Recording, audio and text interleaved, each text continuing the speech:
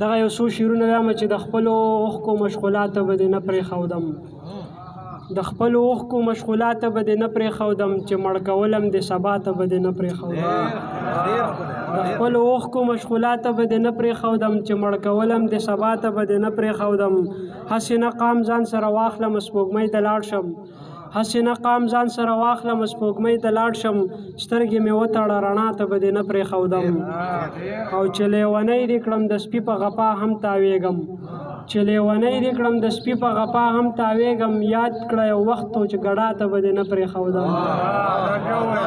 مننه. چې لیونی دې کړم د سپي په غپا هم تاویږم، یاد که یو وخت چې ګډا ته به دې نه پرېښودم.